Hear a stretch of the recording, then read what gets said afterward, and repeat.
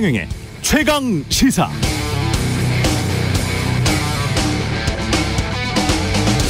네, 1988년 이전에는 한국에서 내진 설계라는 개념이 생소했습니다. 88년 이후에야 6층 이상 또는 연면적 10만 제곱미터 이상 건물에 한해서 내진 설계를 하도록 했고, 그 이후에 계속 시간이 흐르면서 이 범위가, 적용 범위가 확대됐죠.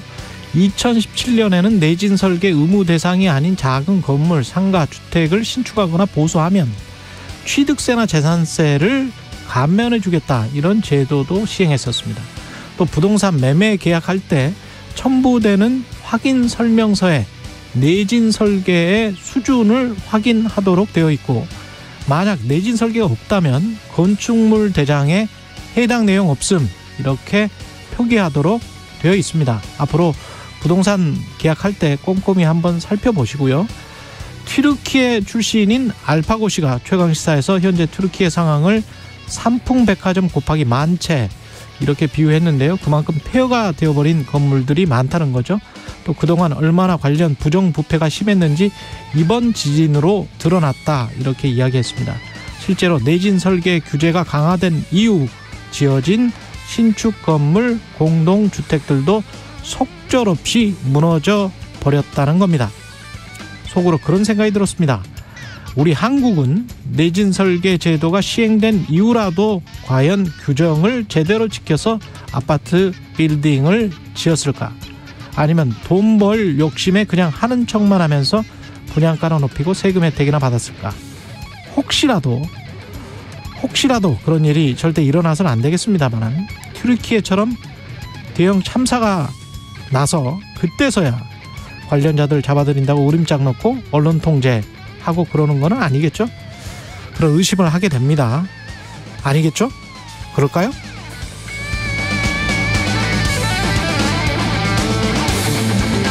네, 안녕하십니까. 2월 14일 화요일, 세상에 이익이 되는 방송 최경영의 최강시사 출발합니다. 저는 KBS 최경영 기자고요. 최경영의 최강시사 유튜브로도 실시간 방송합니다.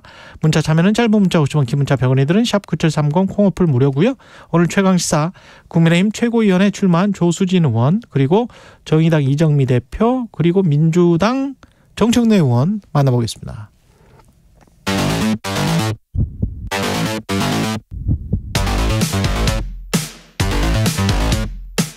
오늘 아침 가장 뜨거운 뉴스 언박싱.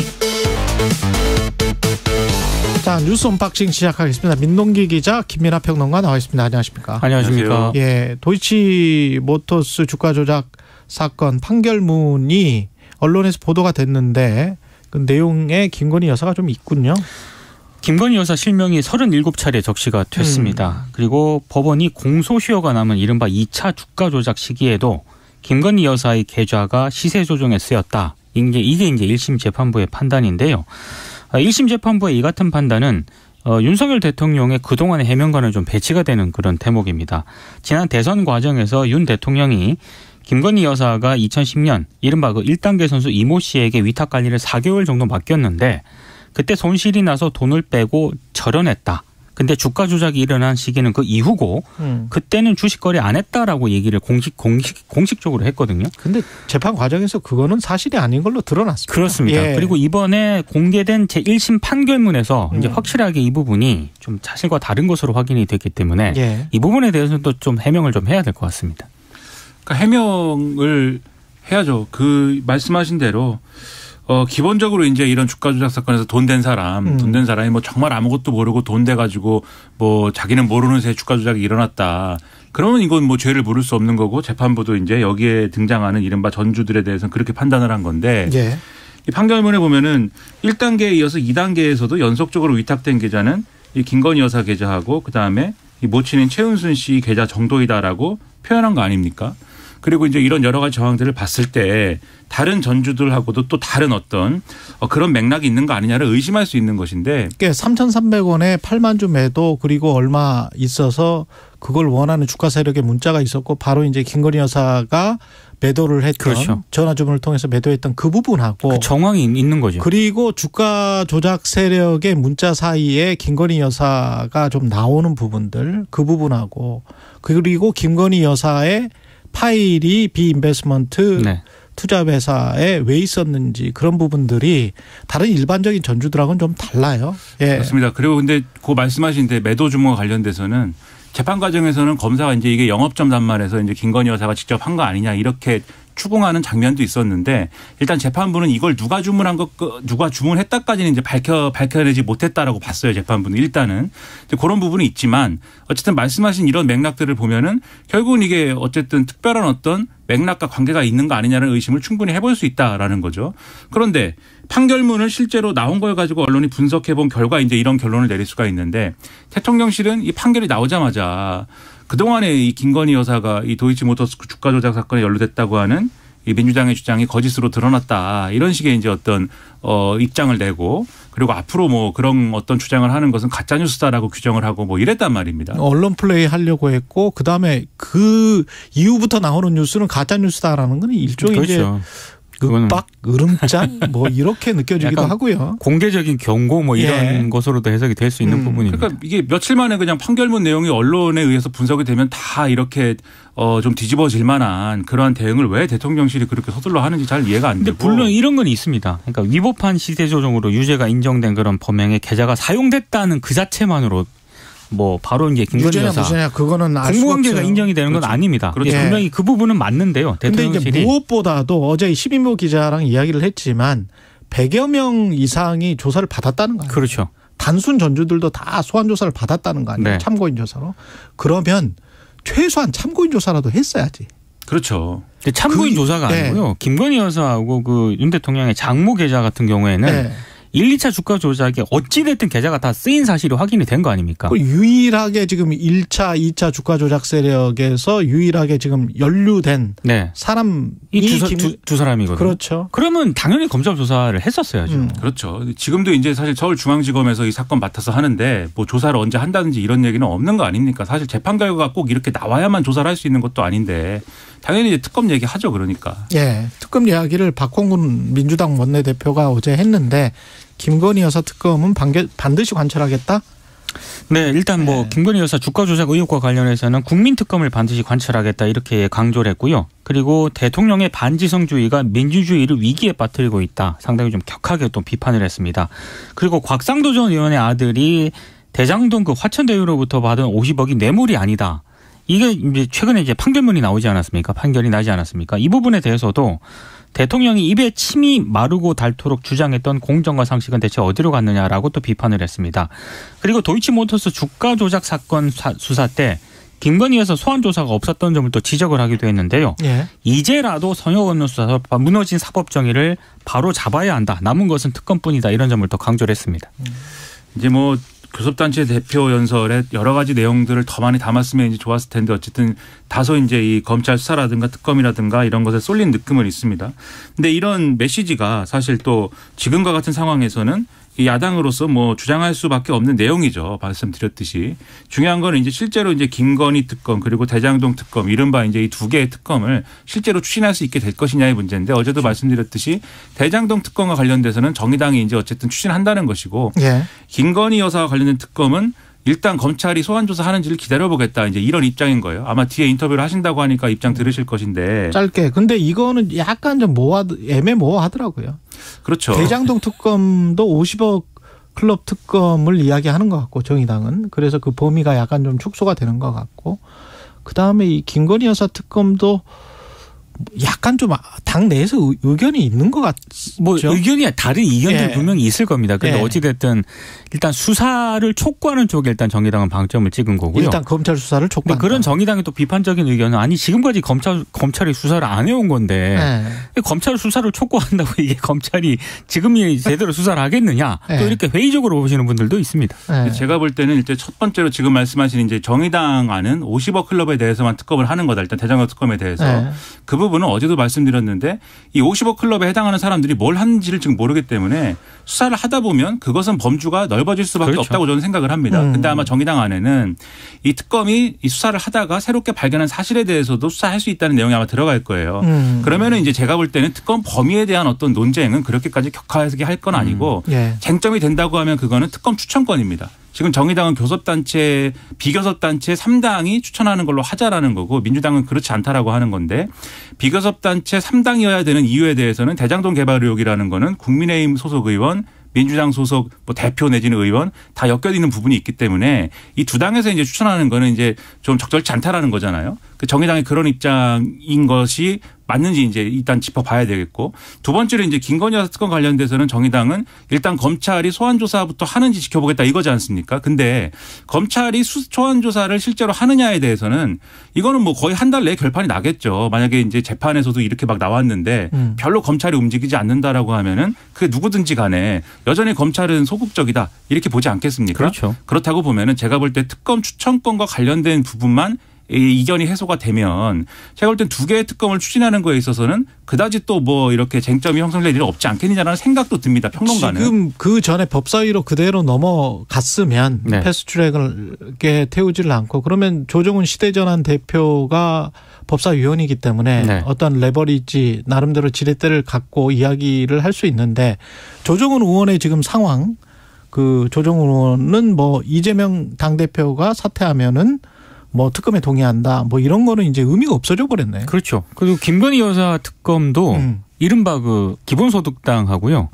또 시대전환 조정훈 의원하고 이 입장이 또 다릅니다. 그러네요. 그러니까 큰 변수는 아닌 것 같아요. 그렇죠. 그래서 저는 이제 이 부분에서 이제 말씀드리고 싶은 게 첫째로 어쨌든 두 개의 특검은 합의할 수 있는 부분이 분명히 있기 때문에 민주당하고 정의당이 잘 합의해서 추진하는 방향으로 협의하는 게 중요하다는 생각이고요. 두 번째로 근데 이게 정의당이라든지 지금 말씀하신 시대전환이라든지 이런 다른 이제 비교섭단체 당들이 김건희 여사 특검을 그냥 막 처리하는 거에 대해서 지금 정치적인 부담을 느끼는 이유가 이게 마치 이제 이재명 대표에 대한 수사에 대한 맞불 작전처럼 보이기 때문에 이제 좀 망설이는 부분이 있는데 저는 이것만 얘기할 필요도 없다라고 생각을 하지만 동시에 그동안 민주당이 마치 또 이재명 대표 수사는 하면서 김건희 여사 수사는 왜 안 하느냐라는 거에 대한 어떤 그것이 중심이 되는 정치 캠페인을 또 진행해 온 거에 대한 그런 어떤 영향도 있는 것이기 때문에 그런 전략이 맞았는지에 대해서는 민주당도 스스로 돌아볼 필요는 있다. 저는 그런 생각을 좀 합니다. 그렇군요.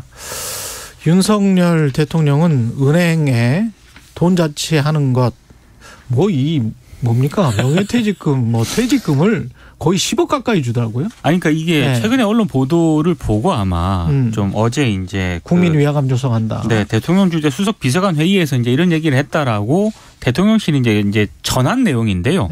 은행 고금리로 국민 고통이 큰 그런 상황인데 그리고 은행이 공공재적 성격이 있다. 그리고 수익을 어려운 국민이라든가 자영업자, 소상공인 등에게 상생금융 혜택으로 돌아갈 수 있도록 배려를 하라 이렇게 지시를 했다라고 하는 겁니다. 이게 왜 이렇게 이제 윤 대통령이 직접적으로 이렇게 발언을 했느냐? 최근에 언론 보도를 쭉 보면은 뭐 신한, KB, 우리하나 이 4대 금융지주회사 지난해 당기 순이익이 합계액이 15조 9천억 정도 됐거든요. 합해서? 많이 벌었네. 그러니까 지난해보다 한 1조 4천억 정도 늘어났습니다. 그런데다가 문제 그 5대 시중은행이 2022년 말 이후에 한 2,200여 명의 희망퇴직자들에게 1인당 6억 이상의 희망퇴직금을 지급을 했다. 이런 언론 발표가 나와서 아니 이거 뭐냐 이제 이렇게 이제 일반 서민들 같은 경우에는 아니 돈 빌리기도 어려운데 왜 은행은 이런 잔치를 하고 있냐. 아마 이런 좀 비난이 나왔던 모양입니다. 그러니까 거기에 대한 어떤 윤 대통령의 어떤 발언이지 않나 이렇게 해석이 되고 있습니다. 그러니까 이게 은행들이 돈을 많이 벌었으면은 그것에 대해서 뭐 당연히 직원들에게 뭐 성과급도 줄 수 있고 할 수 있지만 하지만 또 그만큼 은행이 예를 들면 앞으로 이제 좀 경제가 어렵고 또 이제 인플레이션과 관련된 상황이 좀 이제는 좀 안정화되고 앞으로는 뭐 성장의 방점을 다시 찍자는 얘기도 뭐 하고 있습니다만 어떤 분들은 그러나 어쨌든 어떻게 될지 모르는 이 변동성이라는 게 여전히 상존하는 거 아니겠습니까? 그러면 은행이 여기에 대비하기 위해서 이른바 이제 특별 대손 충당금이라든지 뭐 이런 걸 쌓아놔야 된다라고 지금 대통령은 얘기를 한 거예요. 저는 그 논리 자체는 뭐 있을 수 있는 얘기라고 보는데 다만 형식에 있어서는 대통령이 직접 이렇게 그 부분을 거론하고 이런 거는 좀 여러 가지 논란이 있을 수 있기 때문에 예를 들면 관치금융이나 뭐 또 이런 얘기 하지 않습니까? 그래서 이제 이게 적절하냐에 대한 의문은 있는데 여기에 더해서 그래도 저는 뭐 대통령이 뭐 이런 얘기도 할 수 있다. 어쨌든 현안이니까 뭐 이게 마치 은행에 막 팔을 실제로 막 비틀어 가지고 뭐 금융기관들을 뭐 혼내주는 그런 걸로 가지 않는 이상 할 수 있다고 보지만 평소에 또 대통령이 밝힌 철학과 맞는 거냐에 대한 또 의문은 좀 들어요. 대통령은 그러니까 대통령이 그동안 밝힌 철학에 의거하면은 자유시장 자유죠. 그렇죠. 네. 은행이 뭐 돈을 많이 벌어서 월급 많이 주고 뭐 성과급 장치한다는데 그것도 자유 아니냐 뭐 이렇게 얘기할 수도 있는 거거든요. 그래서 그런 부분도 돌아볼 필요가 있다는 생각입니다. 그런데 실제로 성과급이라든가 이런 희망퇴직을 법적으로 제재하는 게 이게 과연 현실적으로 가능한 거냐 이런 반론도 있습니다. 그리고 다른 정치인이 아마 민주당이나 뭐 진보당이나 정의당에서 이런 이야기를 했으면 이런 주장을 했으면 당장 언론에서 나올 비판의 요지는 포퓰리즘이다. 네, 이렇게 그렇죠. 이야기를 했을 텐데 대통령이 이렇게 이야기를 하니까 포퓰리즘 이야기가 나오지는 않거든요. 근데 그 부분에 관해서도 우리 언론이 어떤 기준을 가지고 지금 세상을 바라보고 있는지 한번 돌이켜서 한번 생각을 해보십시오. 왜냐하면 간취금융과 시장경제 사이에 공공경제라는 것도 있거든요. 그렇죠. 그 은행이라는 거는 사실은 특히 이제 4대 시중은행 같은 경우에 우리가 은행은 특별히 주가를 계산을 할 때 뭐 PBR이랄지 PER을 그렇게 따지지를 않습니다. 왜냐하면 은행은 자기가 어떤 혁신을 해서 돈 버는 곳이 아니에요. 그렇죠. 거기는 기본적으로 금융이라는 것은 국가가 인허가를 내주지 않으면 존재할 수가 없습니다. 그렇죠. 예, 존재할 수가 없어요. 지금 카카오뱅크 상황도 보세요. 전적으로 금융위와 금감원의 힘에 의존하고 있기 때문에 그런 것들을 생각을 해본다면 공공경제라는 측면에서 너무나 지나치게 에데마진을 추구해온 거잖아요. 윤석열 그렇죠. 정부 때뿐만이 아니고 네. 그렇게 한 2%, 3%씩 거의 두 배를 먹는 거잖아요.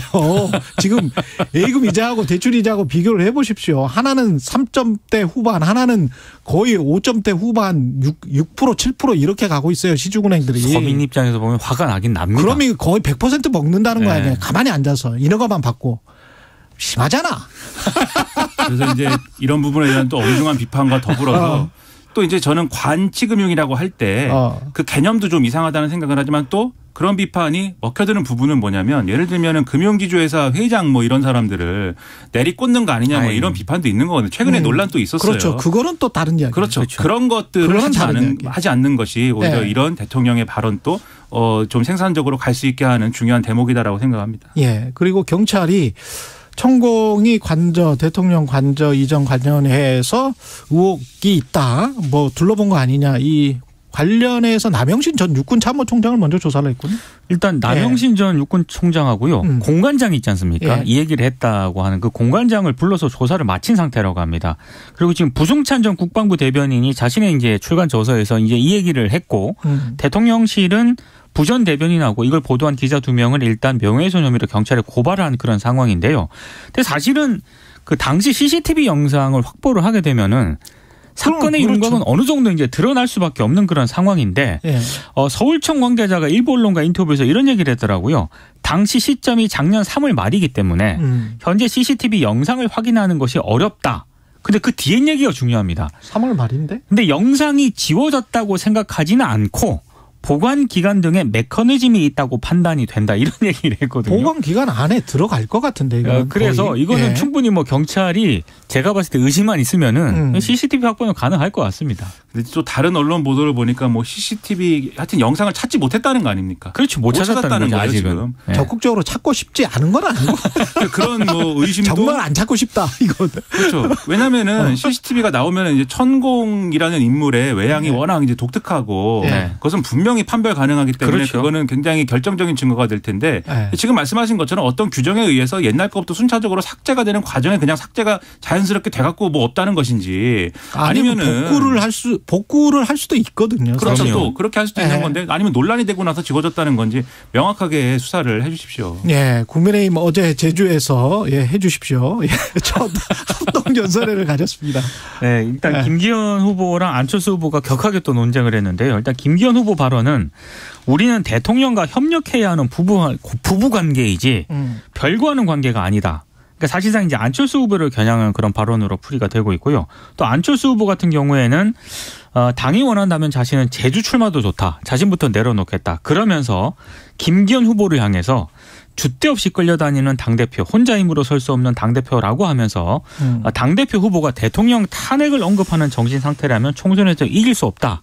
또 강하게 또 비판을 하기도 했습니다. 그렇군요. 김기현 후보가 이 탄핵 얘기를 해가지고 지금 상당히 꼬였습니다. 꼬였어요. 오늘 조선일보 사설을 보니까는 도를 넘어도 너무 넘은 것이다 이렇게 써 있습니다. 조선일보도. 그렇습니다. 네. 이런 우려까지 나올 정도이기 때문에 이런 거는 안 했으면 합니다. 전당대회가 뭐 대통령 탄핵이나 논하는 데가 아니지 않습니까? 아니 근데 또 어제 해줬으면 또 좋겠다, 안 했으면 좋겠다. 다른 인터뷰에서 그거 현직 대통령을 상대로 한 발언이 아니다. 또 이런 취지로 얘기를 했더라고요. 아닌데 뉘앙스가. 이전에 한 발언을 보면 보수정책 토론에서 한 발언을 보면 정확하게 이번에 대표가 되는 사람이 당정 간의 충돌을 야기하고 그러면 대통령이 탄핵되는 상황도 올 수 있다라고 분명히 이렇게 얘기를 했습니다. 그렇죠. 그러니까 해명이 좀 안 맞는 것 같고요. 예. 여기까지 듣겠습니다. 뉴스 언박싱 민동기 기자 김민하 평론가였습니다. 고맙습니다. 고맙습니다. KBS 1라디오 최경영의 최강시사 듣고 계신 지금 시각 7시 40분입니다. 이맘때 날씨가 돌아오면서 오늘 아침 공기가 차갑습니다. 현재 서울의 기온 영하 2도로 어제 같은 시각보다 7도가량 낮은데요. 낮 기온은 서울이 6도, 대전, 광주, 제주 8도, 부산 11도까지 오르겠습니다. 다만 강릉은 4도 안팎에 머무는 등 동해안 지역은 내일까지 낮 기온이 내림세를 보이겠습니다. 여기에 많은 눈도 이어질 텐데요. 어제부터 강원 산지에 10cm에 가까운 눈이 내렸습니다. 내일 오후까지 강원 영동과 경북 북부 동해안, 북동 산지에 최대 8cm가 더 오겠고 특히 영동 중남부는 10cm 이상 폭설이 예상돼 대비를 잘 해주셔야겠습니다. 동해안과 제주도는 오늘 강한 바람과 너울성 파도에도 주의가 필요하고요. 대전, 전북에 남아있는 초미세먼지는 오후부터 해소가 되겠습니다. 지금 서울의 기온 영하 2.5도입니다. 날씨정보 박다효입니다. 이어서 이 시각 교통정보입니다. KBS 교통정보센터의 유하영 씨입니다. 네, 오늘 출근길은 돌발 구간을 중심으로 더욱 밀립니다. 수도권 제1순환고속도로 구리에서 일산 방향, 별내 부근 4차로에서 사고 났습니다. 차로 변경에 유의하셔야겠고요. 경부고속도로 부산 쪽으로는 신갈분기점에서 밀리는데요. 고장난 차의 여파 때문입니다. 호남고속도로는 순천 쪽으로 전주 부근 2차로에서 사고를 처리하면서 뒤쪽으로 정체입니다. KBS 교통정보센터였습니다. 오늘 하루 이슈의 중심. 당신의 아침을 책임지는 직격 인터뷰. 여러분은 지금 KBS 1라디오 최경영의 최강시사와 함께하고 계십니다. 네, 국민의힘 전당대회 어제 첫 합동연설회로 본격적인 레이스 시작됐고요. 국민의힘 최고위원에 출마한 조수진 의원 만나보겠습니다. 안녕하세요. 네, 안녕하십니까? 예, 지난 지도부에서 수석 최고위원이셨고 지금도 상당히 달리고 계신 걸로 분석이 되는데. 예. 끝까지 해봐야죠. 예, 최고위원이 다시 돼야 되는 이유는 뭘까요? 네, 이번 같은 경우에는 여당의 지도부거든요. 예. 그리고 윤석열 정부 출범 이후에 첫 여당 지도부입니다. 그만큼 굉장히 중요한데요. 지난번에 그 3구 대통령 선거에서 정권 교체를 이뤘고 6.1 지방선거에서는 많은 지역의 지방 권력을 교체했습니다만 국회에서는 여전히 소수 야당입니다. 예. 국회에서는 아무것도 할 수가 없거든요. 그렇기 때문에 내년 4월 총선에서는 반드시 국회 권력의 교체를 이뤄내서 완전한 정권 교체를 이뤄야 됩니다. 총선 승리를 위해서. 예. 그렇죠. 예. 그런데 내년 4월까지 국회에서는 국민의힘이 야당이기 때문에 가시밭길이에요. 예, 그렇기 때문에 국회에서 정말 전투력 갖춘 인물이 지도부에 들어가야 된다는 겁니다. 예. 그러니까 원외에서도 훌륭한 분이 많지만 예. 특히 국회에서 지금 검수완박도 밀어붙여졌죠. 그리고 또 김건희 특검법이라는 말도 안 되는 것을 처리한다고 지금 벼르고 있고 국무위원 사상 초유의 그 탄핵안까지 가결시켜버렸거든요. 예. 그렇기 때문에 국회에서의 입법을 통한 전투력이 굉장히 중요합니다. 전투력을 갖춘 사람은 나다. 이런 말씀이시죠? 국회에서 전투력을 갖춘 후보가 굉장히 지금은 절실하다. 예. 그래서 출마하게 됐습니다. 그래서 전투력을 갖춘 최고위원이 필요하고 그 사람은 조수진이다. 이런 말씀이시고. 그렇죠. 원내에서 필요하다는 것입니다. 예, 원내에서 필요하다. 김건희 특검은 지금 말씀 도중에 말도 안 된다 이런 이야기를 있기 때문에 그 질문부터 할게요. 왜 말이 안 된가요? 아니 김건희 특검이 말이 된다고 보세요? 우리 진행자께서는? 저한테 자, 묻지 마시고요.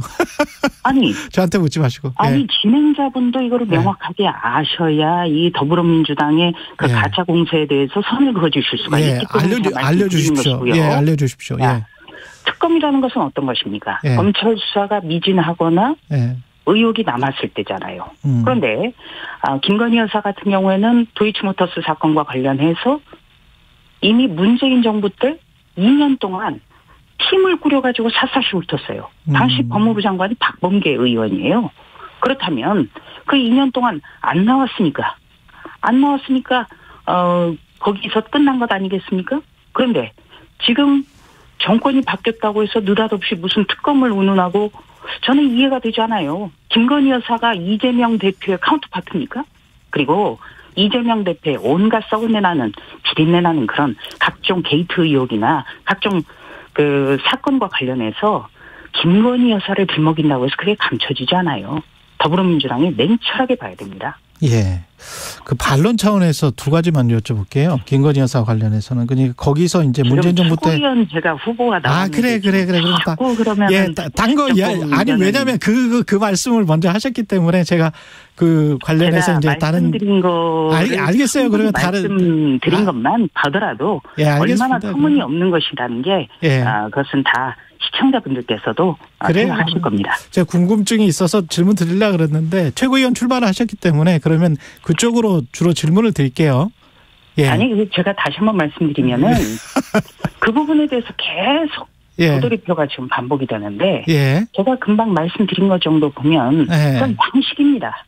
그런데 여기에 대해서 자꾸 언론이 부추기고 특히 KBS 같은 공신력 있는 우리 공영방송이 그걸 끊어주지 않으면 이거는 국론 분열만 돼요. 알겠습니다. 예, 알겠습니다. 제가 뭐 질문이 있지만 그래도 지금 최고위원 그 후보들 상황이기 때문에 그쪽으로만 집중하는 게 맞을 것 같습니다. 네, 고맙습니다. 김기현 후보가 언급했던 그 탄핵 발언은 어떻게 보셨습니까? 굉장히 좀 단적으로 말씀드려서 부적절하죠. 부적절했다? 예. 왜냐하면은 여당 경선에서 누가 되면 대통령이 탄핵될지도 모른다. 이거는 일단 상식적으로 좀 말이 안 돼요. 그러니까 아무리 탄핵을 막는다는 명분이라고 하더라도 이거는 불필요한 논란을 줬다. 이렇게 생각합니다. 다만 안철수 후보도 이 점은 좀 생각을 하셔야 될 것 같아요. 뭐냐면 지금 대통령이 취임한 지 1년도 되지 않았거든요. 네. 그렇기 때문에 이 차기 대권 문제에 대해서는 본인 스스로가 명확히 선을 긋는 것도 굉장히 필요합니다. 차기 대권과 관련해서 그러니까 지금 대통령이 출범한 지 1년도 되지 않았는데 그 어떤 차기 대선과 관련해서 명확하게 선을 긋지 않기 때문에 어떻게 보면은 상대 후보가 공격할 수 있는 빌미를 제공하는 것 아닌가 이런 생각도 들어요. 그래서 정치는 본인의 어떤 무관하게 논란에 휘말릴 수도 있습니다만 방치하는 것은 안 된다. 이 점을 좀 조언드리고 싶습니다. 근데 두 가지로 볼 수도 있을 것 같은데 명확하게 선을 그으라고 하시면 이게 대통령 후보로 나오지 말라라는 말씀이신지 아니면 이 분도 중요한 국민의힘의 자산이기 때문에 그냥 잠정적으로만 사람들이 그렇게 알고 있고 어떤 언급도 하지 말아라 뭐 이런 이야기인 건지. 그런 것은 아니죠. 안철수 후보는 중요한 자산입니다. 그리고 지난 10년 동안 차기 대선 주자로서 계속 거론되어 온 분이죠. 그런데 이렇게 말씀할 수가 있는 거예요. 지금 윤석열 대통령이 취임한 지 1년도 되지 않았는데 어떻게 차기 대권 언급이 나올 수가 있느냐 이런 말씀이라도 해야 된다. 그런 식으로. 예. 알겠습니다. 그리고 지금 최고위원 예비 경선 결과는 어떻게 해석하고 계시는지도 궁금하고요. 언론에서는 이게 비운계 역습이다 이런 표현이 좀 나오고 있거든요. 저도 그 기자를 한 25년 가까이 했는데요. 기자들이 가장 즐기는 게 내분이에요. 내분. 그렇습니까? 다툼. 왜냐하면 기사 쓰기가 좋지 않습니까? 흥미롭고. 그런데 이 13명 중에 비운이 2명밖에 진출 안 했어요. 네. 그게 어떻게 비운계 역습입니까? 나머지가 다 친윤인데. 그리고 윤석열 대통령이 취임한 지 1년도 되지 않았습니다. 예. 그러면 언론에서 자신을 비윤으로 분류했을 때 언론에 항의해야 돼요. 이게 당연한 것입니다. 그런데 비윤이다, 반윤이다 이렇게 불려도 그것을 자처하면서 즐기기까지 하는 모습 정말 이해하기도 어렵고 상식밖이다. 이게 굉장히 이상한 점이에요 이번에. 예. 그리고 당직자를 시켜서 자신의 성사건 의혹을 무마시키려 했다가 당원권이 정지된 전직 대표가 누군가를 대리 출전시켜서 예. 대통령 각 세우고 대통령 공격하고 이거 정말 안타까운 일이고 이번 전당대회에서는 당원들께서 아마 이 부분도 현명하게 표로서 심판하실 거라고 저는 생각합니다. 그러면 주류, 비주류 제가 이렇게 말씀을 한번 드려볼게요. 그 결과적으로 봤을 때 최고위원, 청년 최고위원 빼고 3대1, 2대2, 4대0 뭐 다양한 예상 시나리오가 나올 수 있을 것 같은데 조수진 최고위원께서는 어떻게 보십니까? 주류를 4로 놓고 봤을 때. 글쎄요. 이게 선거라는 거는 끝까지 뛰어야 예. 겸손한 자세로 뛰어야 되죠. 예. 그래서 좀 예단하는 것은 어렵습니다만 모든 어떤 그 여당이든 야당이든 주류나 비주류는 있을 수가 있죠. 예, 예. 그런데 비윤이나 반윤이나 예. 이런 단어들을 즐기는 태도 이것은 근절돼야 된다는 것입니다. 알겠습니다. 그러면 제가 이제 계속 주류나 비주류로 이야기를 질문을 드릴게요. 네. 예. 조수진 의원이 지금 저 대선 과정에서 공보단장을 맡으셨기 때문에 윤석열 대통령 뜻을 아주 잘 알고 계실 것도 같고 당대표 후보자들에 대한 의견, 대통령의 의견은 지금 메시지가 명확히 나온 거라고 보세요? 어떤 김기현 후보를 선호하는 것 같은 메시지라고 보십니까? 대통령의 직접 언급은 나오지가 않았죠. 네. 네. 그리고 어떤 경쟁이 치열해지면서 서로가 어떤 대통령의 의중은 나에게 실려있다. 이런 걸 가지고 경쟁하는 것은 뭐 있을 수 있고 또 그 과정에서 논란도 있을 수가 있습니다. 예. 근데 여당이 대통령의 국정 운영에 협조해야 하는 것은 지극히 당연하고 예. 이거는 어떻게 보면 책무예요. 그리고 우리가 여권 삼축을 이야기할 때 당정대라고 부르거든요. 예. 당이 가장 먼저 나와요. 이거는 부르기 쉽게 하기 위해서 당정대, 당정청 과거에도 이렇게 불렸던 게 아닙니다. 그러니까 아무리 정부나 대통령이 의지가 있다 하더라도 그것을 법안이나 정책으로 발전시켜서 국회에서 처리하고 추진력 있게 끌고 가는 것은 당이에요. 그렇기 때문에 당정되거든요. 예. 그래서 특히 우리가 여소야대 굉장히 지금 국회에서는 아무것도 할 수 없는 상황이기 때문에 예. 지금이라도 당대표 후보들이 이 여소야대의 상황에서 어떤 돌파구를 만들어서 윤석열 정부의 정책과 법안 같은 것을 추진하고 여론을 돌파할 수 있을지 그 비관과 방안에 집중해야 된다. 저는 그렇게 생각합니다. 그러면 안철수 후보가 대표가 돼도 윤석열 대통령과 별다른 잡음 없이 잘 당을 이끌어갈 수 있을까요? 그건 당연한 말씀이죠. 누가 당대표가 되더라도 예. 지금 말씀드린 것처럼 예. 윤석열 정부 출범 이후 첫 여당의 지도부입니다. 첫 여당의 지도부고 윤석열 정부의 국정 운영을 안정적으로 뒷받침해서 예. 윤석열 정부를 성공시키는 게 지금 이번에 선출되는 지도부예요. 예. 지도부의 책무입니다. 그렇다면 윤석열 정부 성공 또 총선 승리를 위한 국회 권력 교체 예. 여기에 대해서는 누구도 대통령과 호흡을 맞추겠다. 여기에 대해서 이견이 없을 것 같아요. 물론 한 분 같은 경우는 제가 잘 모르겠어요. 한 분이 누구죠? 천하람? 대통령 사사건건 발목 잡은 분이 시켜서 나왔다는 분은 제가 모르겠습니다. 시켜서 나왔다는 분이 이준석 네. 대표가 시켜서 나왔다는 천하람 후보 이렇게 지금 말씀하시는 것 같은데. 저는 특정 후보에 대해서는 관심 없지만 예. 자신이 끊임없이 대선 예. 후보부터 흔들고 대통령을 공격하고 이런 분이 자신의 성상납 의혹과 관련해서 성상납 무마 시도와 관련해서 반성과 성찰 없이 누구를 대리 출전시키고 큰 소리를 치는 것. 이거는 있을 수가 없는 일이에요. 알겠습니다. 정당사에서도 예. 전무후무하고 있어서도 안 되고 예. 이번 전당대회는 제2의 이준석은 절대 나오지 않아야 된다. 이렇게 봅니다. 제2의 이준석은 절대 나오지 않아야 네. 된다. 요거 한 가지만 한 1분밖에 안 남았네요. 그 대통령과 당대표의 관계가 상하 관계라고 이용우 의원은 그렇게 이야기를 하던데 아까는 이제 호흡을 많이 말씀을 하셨단 말이죠. 조순인 의원. 네. 이 상하 관계가 호흡 잘 맞추다가 상하 관계로 변질되면은 안 되는 거죠. 어떻게 보십니까? 글쎄요. 제가 그분이 어떤 말을 했는지는 잘 모르겠습니다만 예. 대통령과 대표는 어떻게 보면은 2인 삼각 달리기를 하는 그런 파트너의 관계죠. 파트너의 관계. 지금이 예. 어떤 그 조선시대 군주제도는 아니지 않습니까? 그러니까 그렇죠. 예. 어떤 취지, 무슨 말씀을 하고자 하는지는 저는 알겠어요. 예. 그런데 정치는 가급적이면 어떤 논란을 부르는 말, 이런 거는 알겠습니다. 정말 자제해야 되고 예. 조심해야 된다. 여기까지 듣겠습니다. 생각합니다. 국민의힘 최고위원 후보 조수진 의원이었습니다. 고맙습니다. 의원님. 네, 고맙습니다.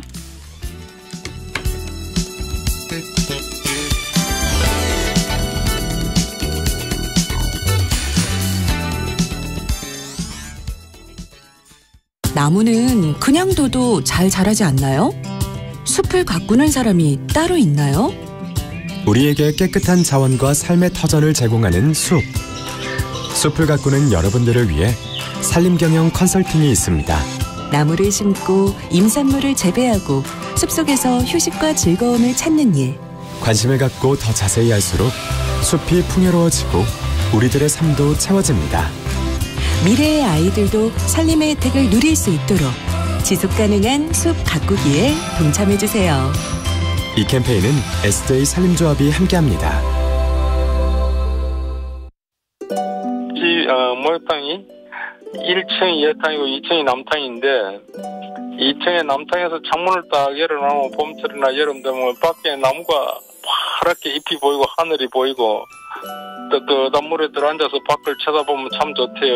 여기 천당이지 어디 천당이 따로 있냐.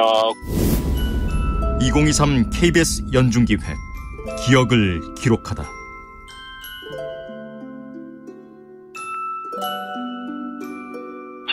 원효로에서 원삼탕을 운영하던 진중길입니다.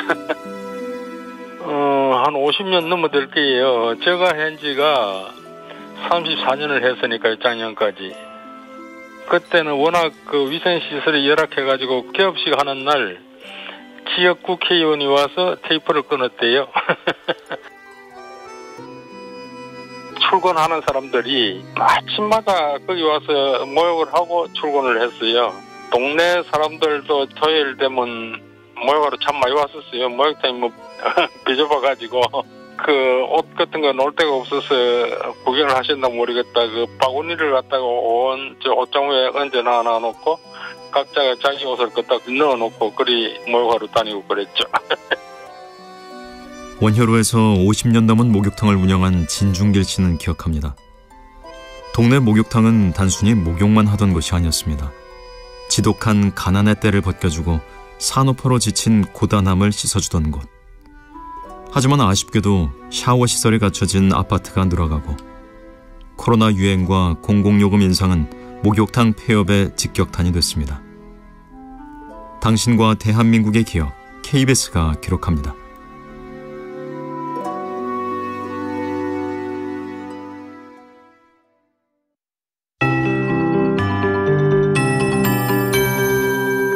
KBS 58분 날씨. 다시 이맘때 아침 추위가 찾아왔습니다. 현재 기온 서울이 영하 2도로 어제 같은 시각보다 7도가량 낮고요. 파주와 대관령은 영하 5도를 밑돌고 있습니다. 낮 기온은 서울이 6도, 대전, 광주 8도, 부산 11도 안팎으로 영상권을 회복하겠습니다. 동풍이 부는 동해안 지역은 낮에도 쌀쌀하겠습니다. 강릉이 4도, 내일은 강릉이 1도, 포항 4도 안팎에 머물겠고 이 동풍의 영향으로 내일 오후까지 동해안 지역에 많은 눈이 내리겠습니다. 강원 산지와 동해안에 어제부터 10cm 가까이 눈이 쌓였는데요. 오늘 오후부터 다시 눈발이 굵어지겠습니다. 영동과 경북 북부 동해안, 북동 산지에 최대 8cm, 특히 영동 중남부는 10cm 이상 폭설이 예상돼 대비 잘 해주셔야겠고요. 내일 아침부터 모레 사이 제주도 산지에도 3에서 8cm의 눈이 오겠습니다. 오늘 동해안과 제주도는 순간적으로 강한 바람에도 주의가 필요합니다. 강원, 경상권, 제주도 해안가에는 강한 너울에도 주의하셔야겠고요. 당분간 해상의 물결도 매우 높게 일겠습니다. 대부분 해상의 먼바다와 제주도 앞바다에 풍랑주의보가 내려진 가운데 동해 먼바다는 모레까지 물결이 최대 4m로 일겠습니다. 지금 서울의 기온은 영하 2.2도입니다. 박다효입니다.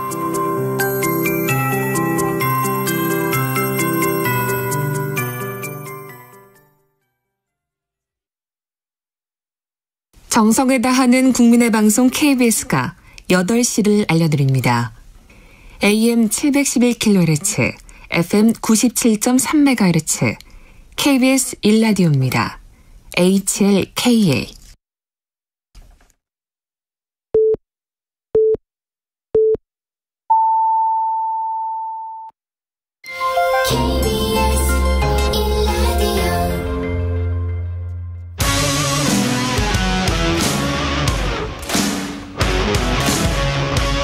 오늘 하루 이슈의 중심 최경영의 최강시사. 네, 민주당에서 대장동과 김건희 쌍특검 추진하기로 했습니다. 하지만 국민의힘 김도부 의원이 법사위원장이니까요. 본회의에 올리긴 쉽지 않다. 그래서 법사위를 우회해서 패스트트랙을 태우려고 하는 것 같고요. 그러려면 정의당 참여가 절실하죠. 캐스팅 보트를 쥔 정의당 입장, 정의당 이정미 대표 전화로 연결돼 있습니다. 안녕하세요. 네, 안녕하세요. 예. 민주당의 쌍특검 카드, 일단 대장동 특검과 관련해서는 찬성의 입장이신 거죠? 정의당은 화천대유 50억 클럽, 즉 곽상도 의원의 무죄 판결로 이게 드러난 검찰의 감싸기 수사, 법원의 부심 판결에 대한 그 국민들의 공분을 대변해서 이 50억 클럽 특검을 추진하자라고 얘기를 했습니다. 거기에는 아마 민주당의 대장동 특검과 공통분모가 있을 것이고, 예. 그 공통분모를 찾아서 일단 그 국민의힘도 50억 클럽 특검에 대해서는 반대할 명분이 없지 않습니까? 이것이 최초로 불거진 과정도 국민의힘이 이것을 제기했고 특검을 기존에 이미 주장을 해왔던 상황이기 때문에 예. 이 특검을 중심으로 일단 문제를 풀어가 보자 이런 입장을 갖고 있습니다. 국민의힘은 반대하는 거 아닌가요, 지금? 지금 특검 전국 자체를 지금 다 반대를 하고 있는데 예. 이게 국민의힘 입장에서는 앞다르고 뒤다른 것이죠. 이게 21년도에 국민의힘 국회의원에 의해서 50억 클럽 의혹이 제기가 됐고 그 당시 이준석 대표가 이거 특검 필요하다 그러면서 도보투쟁까지 하겠다 이렇게 했던 사안입니다. 그런데 지금 그 윤석열 정부가 들어섰다고 해가지고 당시에 그 국민의힘이 했던 얘기를 없던 얘기로 만드는 것은 있을 수가 없는 것이고요. 예. 국민들의 이 공분이 곽상도 의원 50억 퇴직금과 관련돼서 공분이 굉장히 거세기 때문에 정의당이 내놓은 이 안에 대해서 반대할 명분도 이유도 없을 것이라고 생각하고 저희들은 여야 양당에 대해서 이 부분에 대해서 충분히 설득을 해나가도록 하겠습니다. 근데 특검 범위를 50억 클럽으로 한정하는 이유는 뭘까요? 대장동 전반을 봤을 때 부산저축은행 불법 대출의 봐주기 수사 의혹부터 해가지고 쭉 이렇게 올 수 있다. 대장동 개발 과정 전반으로. 이게 이제 아마 민주당의 주장인 것 같은데요. 이 수사 범위를 대장동 전반으로 한정없이 다 넓혀놓고 나면은 예. 사실 국회 합의 자체가 불가능합니다. 그래서 지금 곽상도 의원 판결 중심으로 국민들의 예. 의혹을 해소하는 것에 일단 국회가 집중해 나가면서 예. 수사 과정에 거기에 박영수 특검도 수사 대상으로 들어가 있지 않습니까? 그렇죠. 예. 예, 그 수사 과정에 더 밝혀야 될 의혹이 있다고 한다면 예.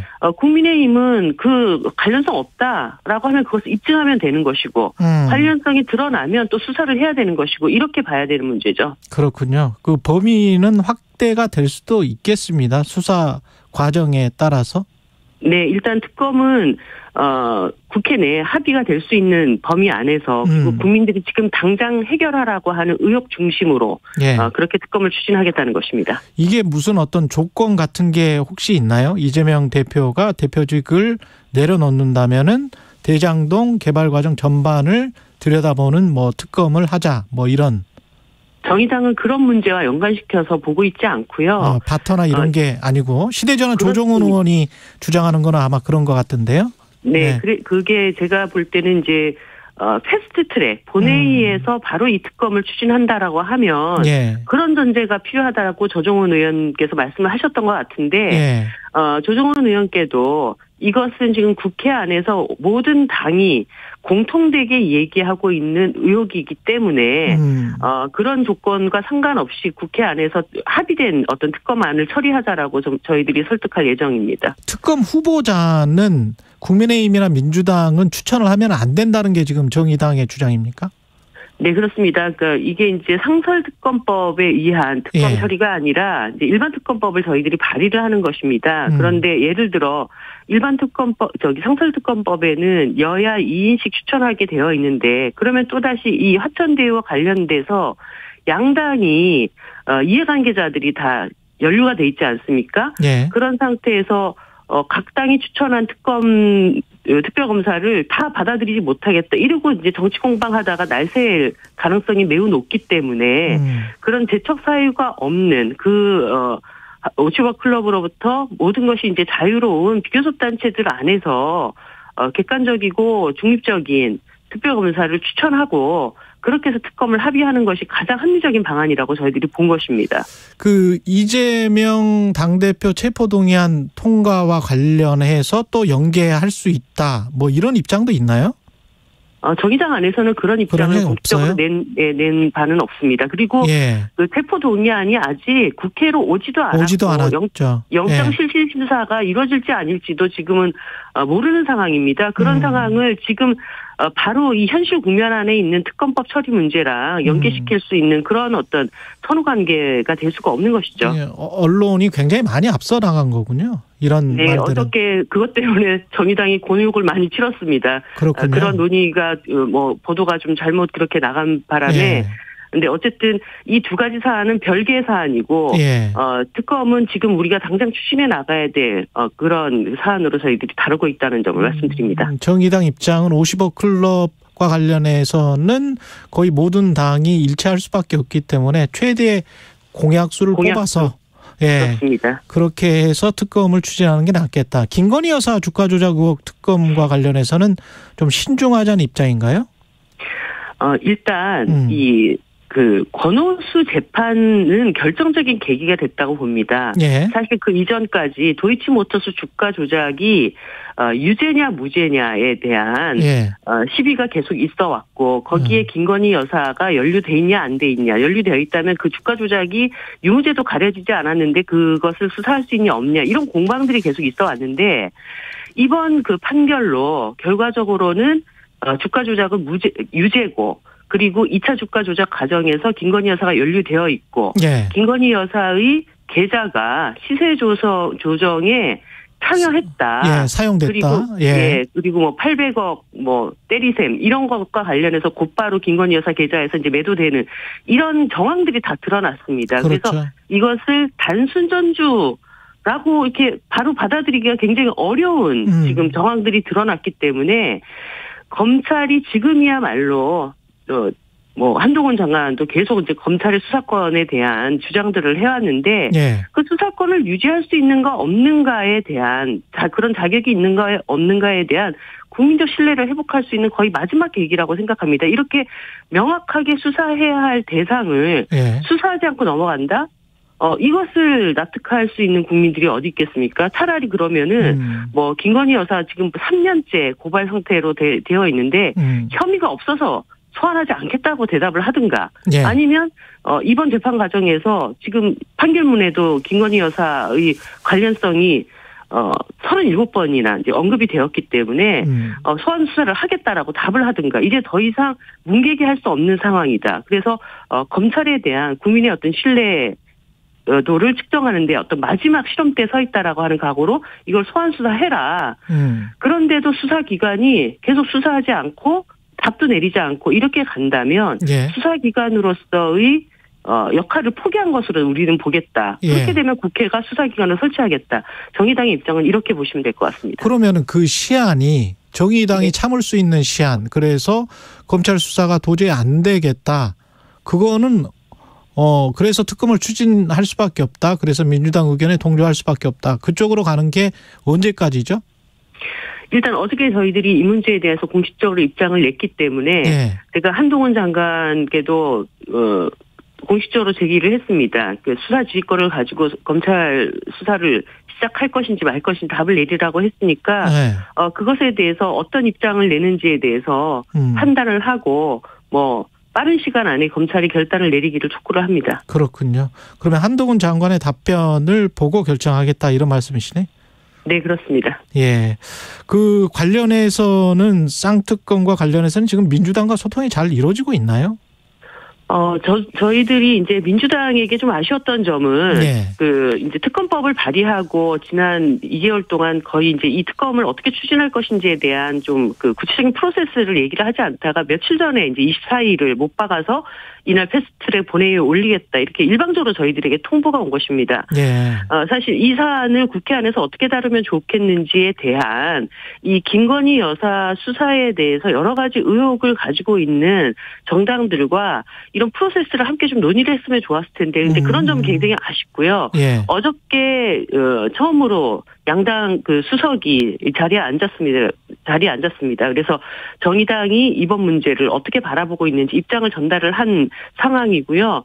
지속적으로 그 문제를 논의를 해 나가면서 합의점을 찾아 나가도록 하겠습니다.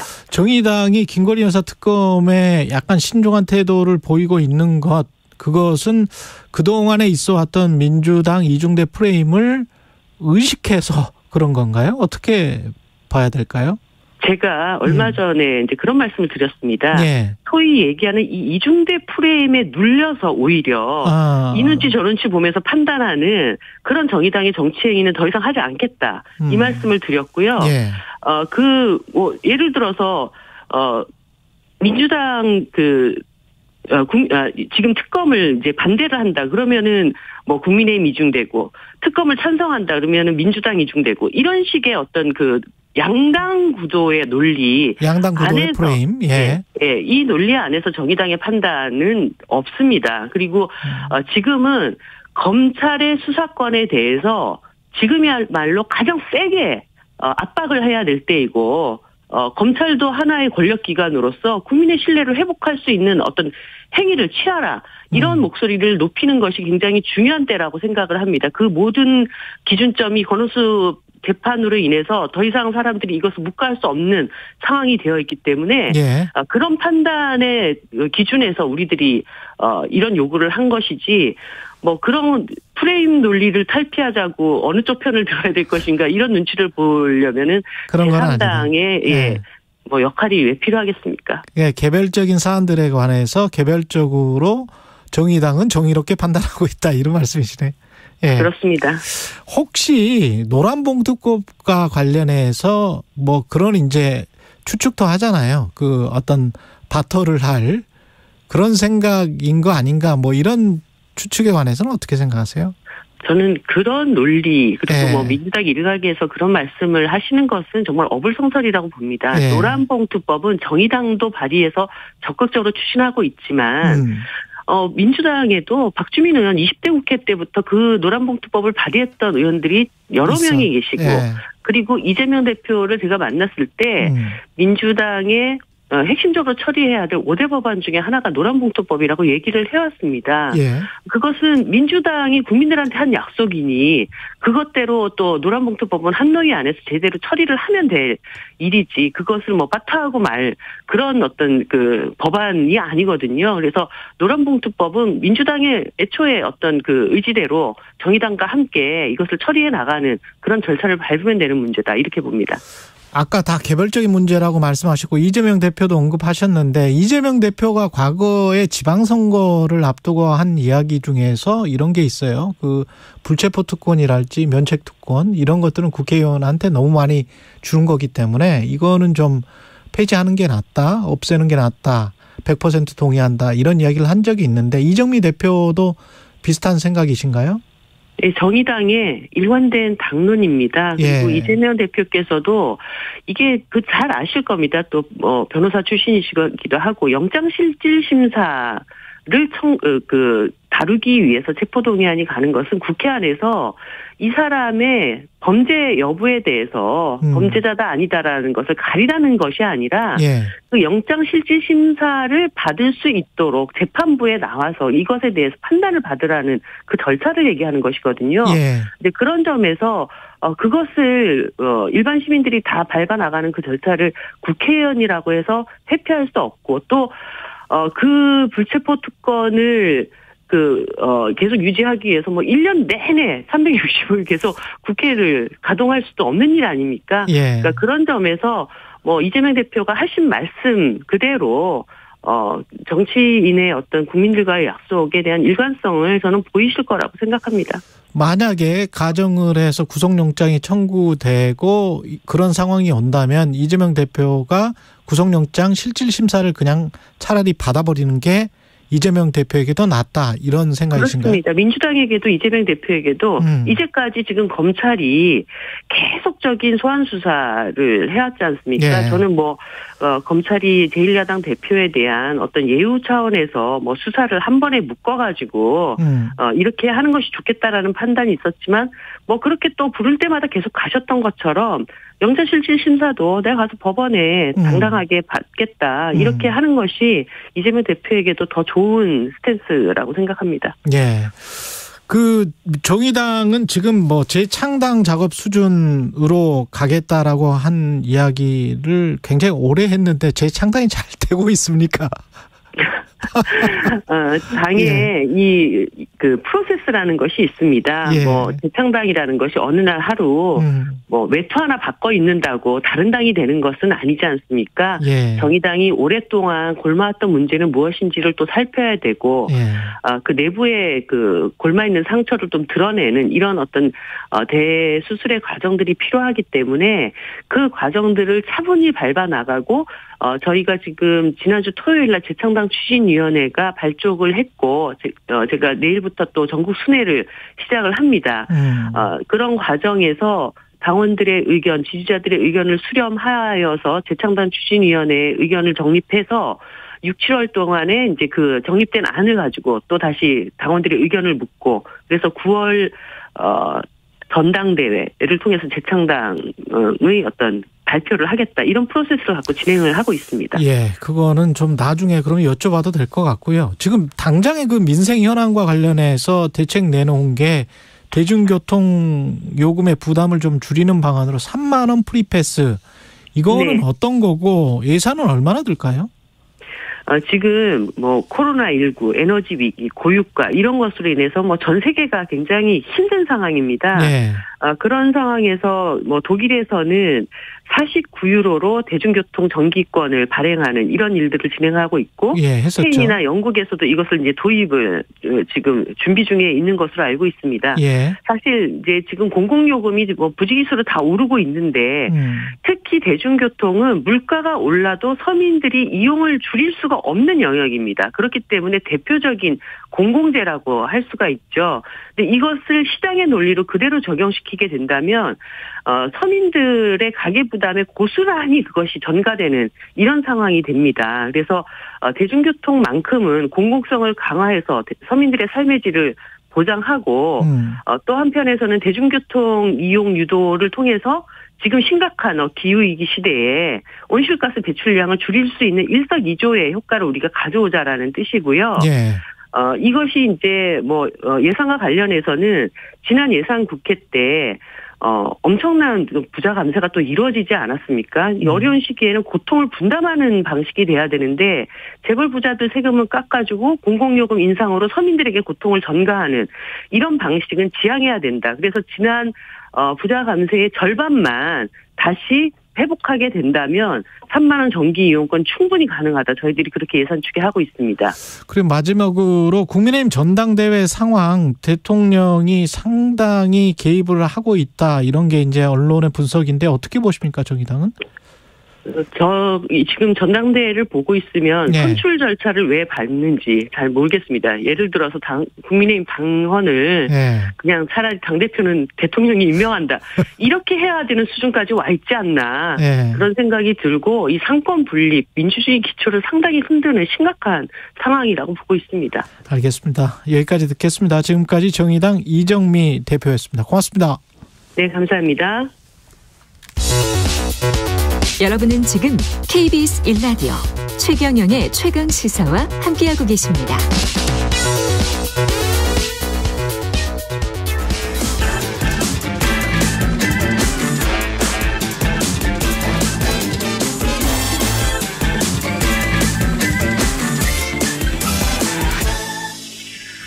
네, 최경영의 최강시사 한 번 더 뉴스 시간입니다. 오늘은 정은정 작가와 함께하겠습니다. 안녕하십니까? 네, 안녕하세요. 예, 튀르키예 대지진 소식 다시 다룰 수밖에 없을 것 같은데요. 시리아도 아주 훨씬 더 심각한 상황, 물론 튀르키예도 뭐 네, 정말 심각한 상황이지만 예, 지금 뭐 12일까지 보니까 약 3만 명이 목숨을 잃었다라고 하는데요. 예, 4만 명 지금 넘어간 것 같습니다. 예, 세계 보건기구는 시리아의 지진 사망자 수도 8천 명을 넘길 것이라고 보는데 이마저도 정확하지는 않죠. 예. 지금 KBS 뉴스 보니까 튀르키예 시리아 강진 사망자 3만 7천 명 넘어 이게 이제 1시간 전 뉴스니까요. 예, 3만 7천 명으로 이야기해도 되겠네요. 예, 속보를 보기가 참 겁이 나네요. 예. 12일 현지 시각으로 그리피스 UN 인도주의 긴급구호 담당 사무차장이 시리아의 북서부 지역, 즉 그 분쟁 지역이잖아요. 예, 이곳을 방문을 했습니다. 하얀 헬멧 이야기 많이 들으셨죠? 시리아 시민 방위대는 너무 늦었다라면서 우리에겐 텐트도 없고 원조도 없다라고 굉장히 차갑게 평가를 내렸습니다. 예, 그리피스 차장도 소셜 미디어에 우리는 지금까지 이 시리아 북서부에 사는 사람들을 실망시켰다라고 하면서 실패를 인정을 했고요. 그래서 가능한 이 실패를 빨리 바로잡겠다고는 하지만 유엔 안보리 이사국의 이런 첨예한 이해관계 때문에 구호 작업이 원활하지 않다라는 이런 좀 안타까운 소식을 전해드릴 수밖에 없네요. 골든타임 72시간 그것도 놓쳤고 그것의 한 2배 그 시간도 놓쳤기 때문에 시리아 같은 경우는 지금 구호 물품을 유엔 쪽 국제사회로부터 거의 못 받는 거예요? 예, 일단은 그 통로가 한 곳이었거든요. 예. 그래서 그동안 갈 수 있는 통로가. 이 통로를 통해서 유엔 물자를 받았었는데 그나마 이번에 지진 때문에 이 도로가 파괴가 됐고 그래서 기존의 물자도 공급이 제대로 안 되는데 심지어 구호 물자도 공급이 되지 않아서 더욱더 피해가 커졌는데 이 하얀 헬멧집 같은 경우에는 9일 이후에 생존자가 나오지 않아서 이제 복구로 전환한다고 하는데 참 소식이 많이 아팠습니다. 그렇죠. 네, 뭐 피해 지역에 이 한국을 포함해서 국제사회 지원이 잇따랐지만 이 시리아 북서부 반군 통제 지역은 소외될 수밖에 없었고요.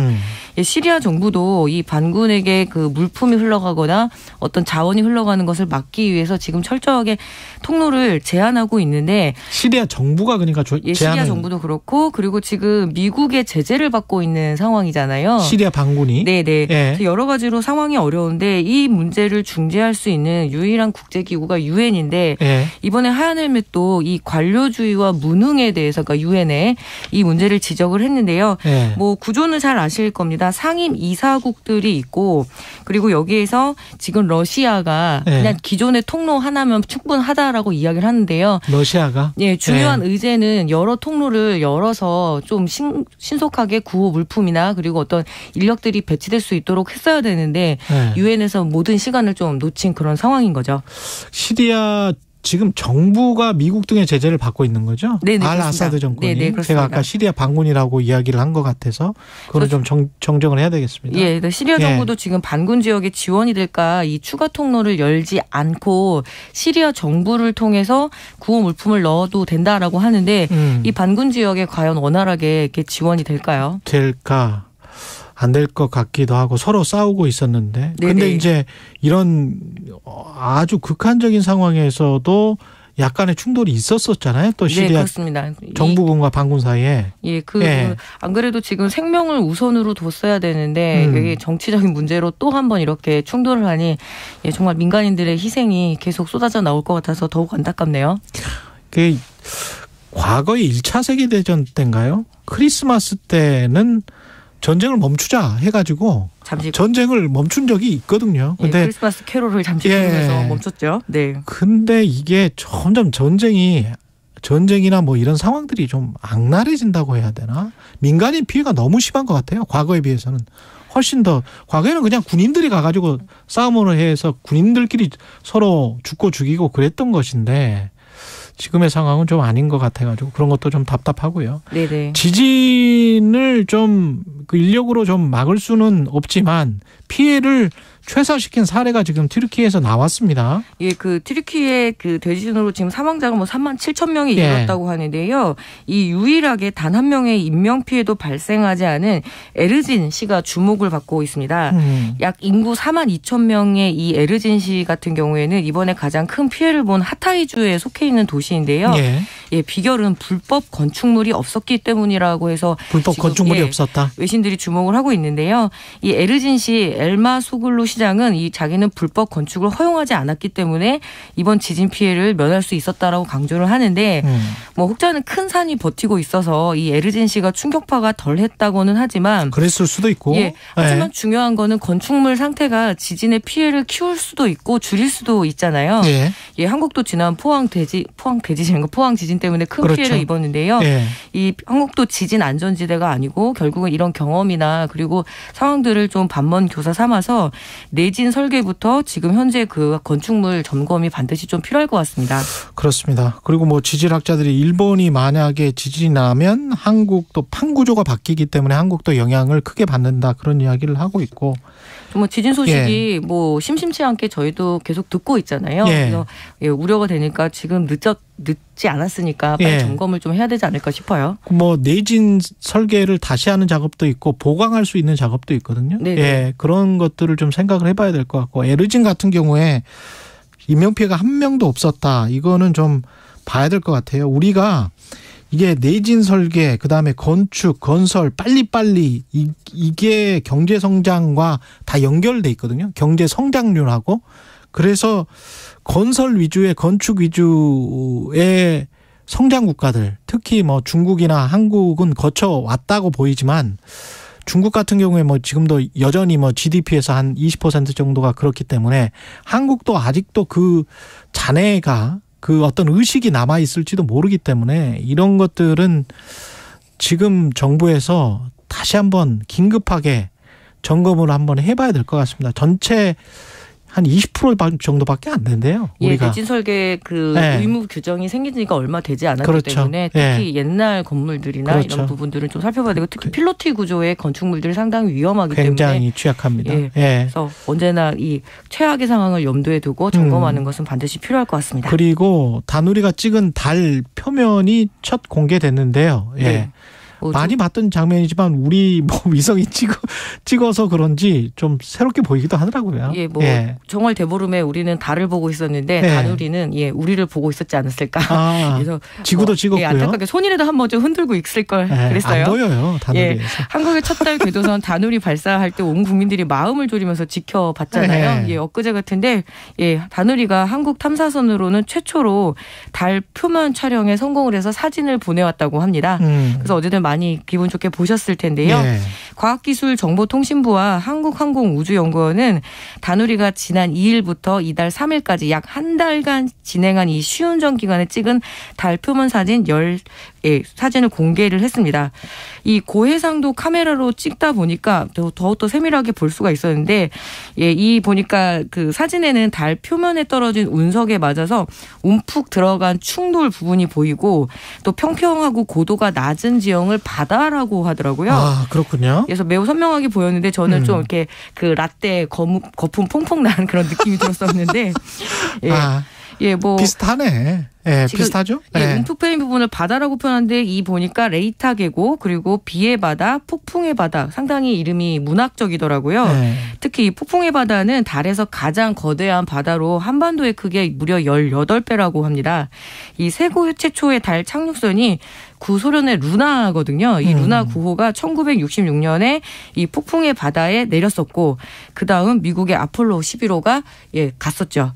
예, 이렇게 돼서 좀 뭐 어제 많은 어린이들이 다시 한번 우주 과학자들을 해보고 싶다라는 꿈을 갖지 그렇죠. 않았을까 싶은데요. 지금은 사진만 찍었지만 이제 우리가 달 탐사에서 착륙도 할 수 있고 거기에서 탐사도 정말 제대로 할 수 있는 시대가 곧 올 수 있겠습니다. 그렇죠? 예, 그리고 지금 한국의 기술력이 상당히 많이 들어간 그런 상태이기 때문에 그래서 좀 뿌듯해할 필요도 있습니다. 예, 아무래도 뭐 우주산업 같은 경우에는 기술력의 총알이기도 하고요. 그렇죠. 예.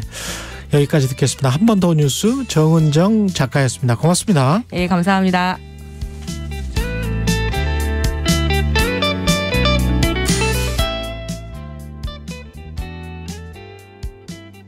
잠시 후 8시 반부터 일부 지역국에서는 해당 지역 방송을 보내드립니다. Welcome to my world. Won't you come on in? 오후 4시 5분 홍사원의 경제쇼로 여러분을 초대합니다. 50분간 딱 한 가지 주제만 깊이 있게 전해드립니다. 경제는 무조건 홍사원의 경제쇼를 들으셔야 합니다. Step into my heart. It's okay. 진행은 서툴지만 내용은 알찹니다. 진실의 편에서 정의의 편에서 약자의 편에서 뉴스를 전합니다. 주진우 라이브와 함께 더 많이 더 오래 웃었으면 좋겠습니다. 매일 오후 5시 5분 KBS 1라디오 주진우 라이브. 지금 시각은 8시 30분입니다. KBS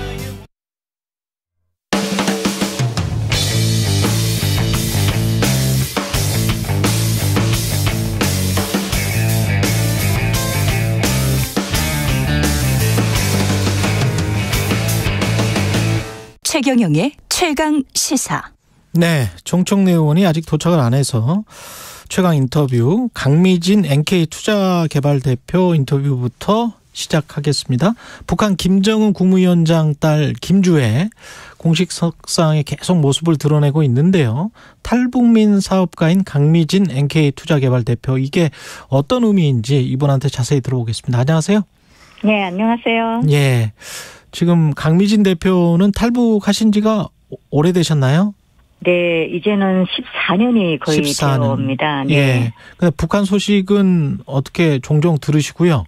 네, 제가 기자 생활 10년 넘게 하다 보니까 한국에서 네네네. 예, 그렇군요. 예. 북한 내부에 이제 정보원들 두고 있고요. 2년 전부터는 북한 경제를 연구하는 회사를 설립했습니다. 그랬군요. 그래서 네, 내부의 조사원들이 현재도 활동하고 있습니다. 북한 내부의 조사원들, 정보원들이 있군요. 네네. 예, 대단하십니다.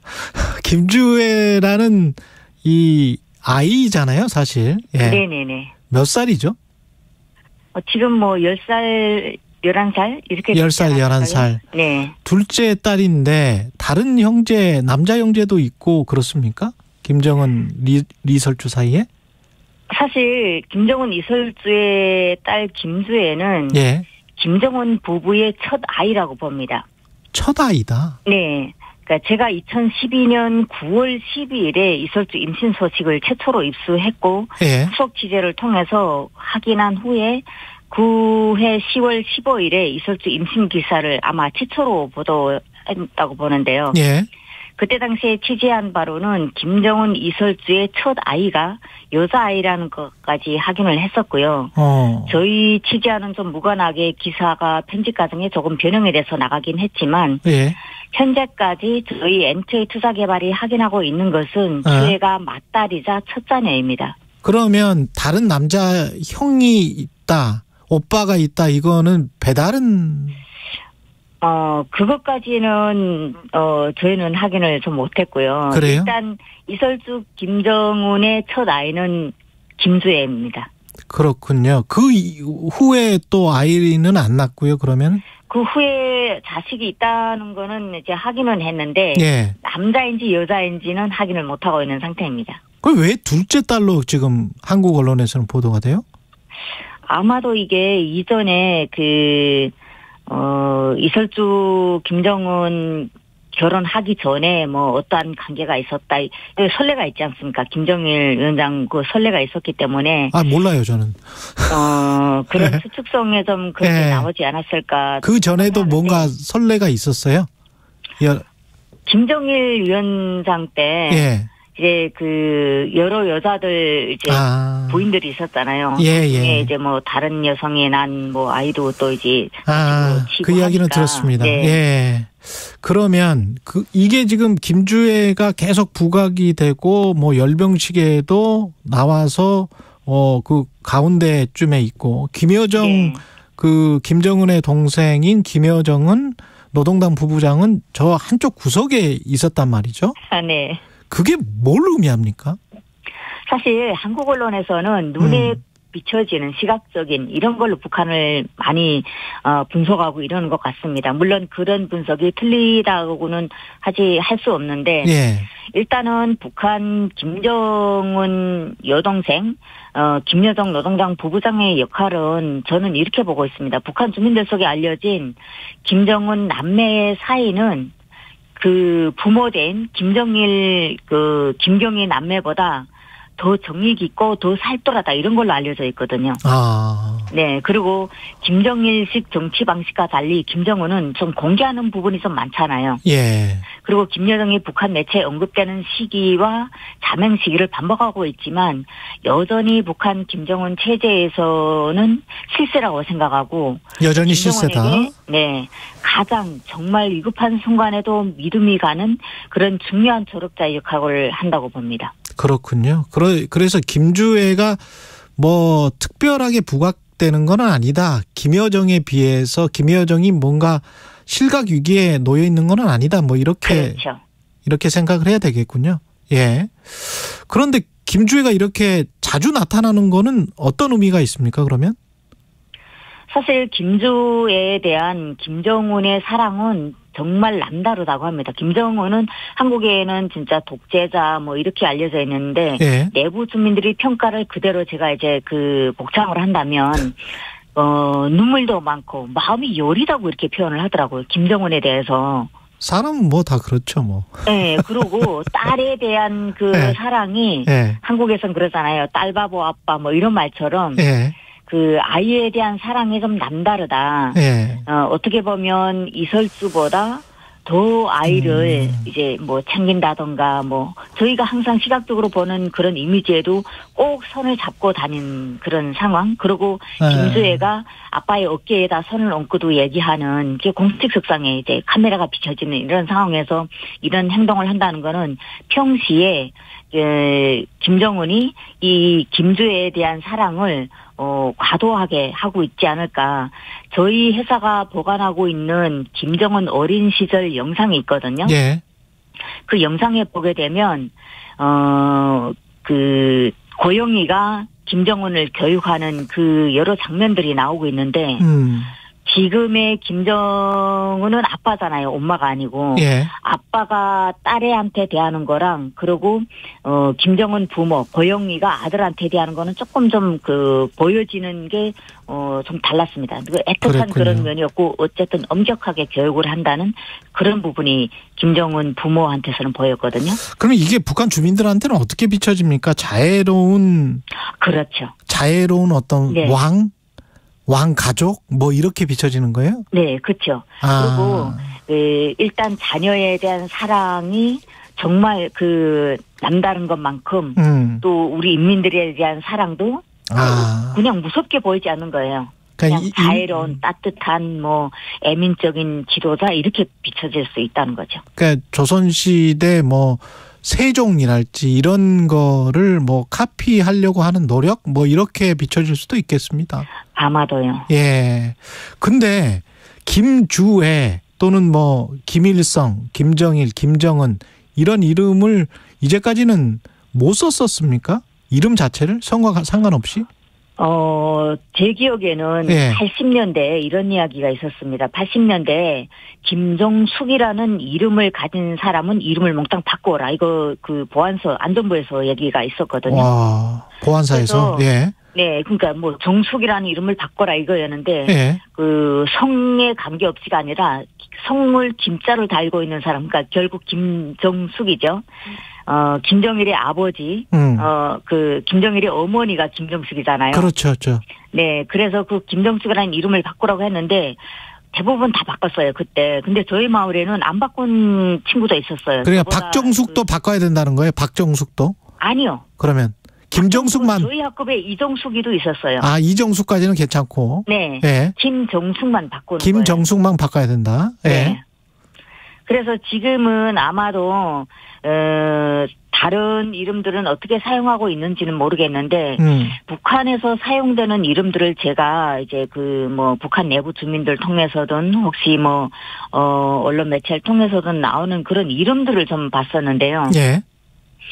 그 주로는 뭐 일성이, 정일이, 뭐 정운이, 뭐 설치 이런 이름은 좀 안 들려왔었고요. 예. 지금 들려오는 이름들은 옛날 이름들은 그냥 한자 아니면 가정의 돌림자를 사용해서 그렇죠. 이름을 지었거든요. 예. 그런데 지금 북한에서는 뭐 어떤 이름들을 좀 부르고 있었냐면 뭐 소연이, 예정이, 뭐 아영이, 예. 뭐 영성, 뭐 서량, 세연, 뭐 정윤, 소아, 하령 뭐 이렇게 부르기 쉽고 그 한 집안에도 이름이 아영이하고 소연이 뭐 이런 식으로 그 돌림자를 사용하지 않았고요. 예. 네, 좀 부르기 쉽고 좀 이쁘다 하는 이름들을 사용하고 있는 것 같았습니다. 근데 주애라는 이름은 사용하지 말라라고 지금 한 건가요? 북한에서?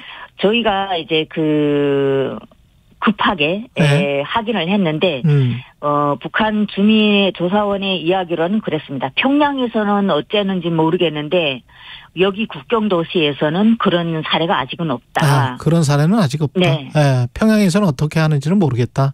네. 예. 일반적으로 이거는 뭐 어떤 존경이나 뭐 이렇게 높임을 위해서 다른 이름은 이 이름은 절대 사용하지 말라 뭐 이러는 건가요? 아마도 뭐 똑같이 이름 불리는 거잖아요.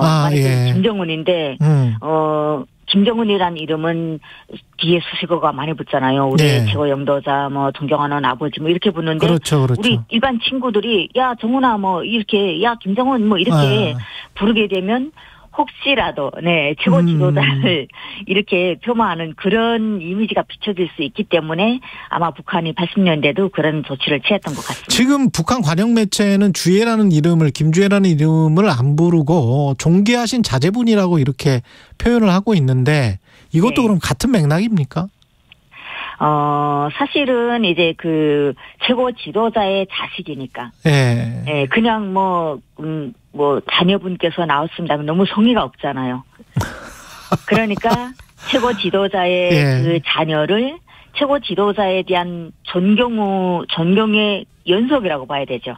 그렇군요. 그 지도자에. 그래서 뭐 사랑한다는 거는 물론 이제 어린 자녀이기 때문에 예. 표현을 할 수 있죠. 그러나 좀 존경한다. 뭐 이런 표현은 좀 10대의 그런 아이한테는 아직은 좀 북한 그 매체가 너무 김정은한테 아부하는 그런 표현이 아닐까. 또 그렇지 않으면 안 되는 그런 상황이지 않을까요? 그러니까 아까 말씀하신 대로 너무 예뻐해서 백마 탄 것도 뭐 등장하고 백마도 등장하고 뭐 이런 게 그럼 우상화 작업이라기보다는 아부다 이렇게 보세요? 네네네. 우상화 작업은 아니다.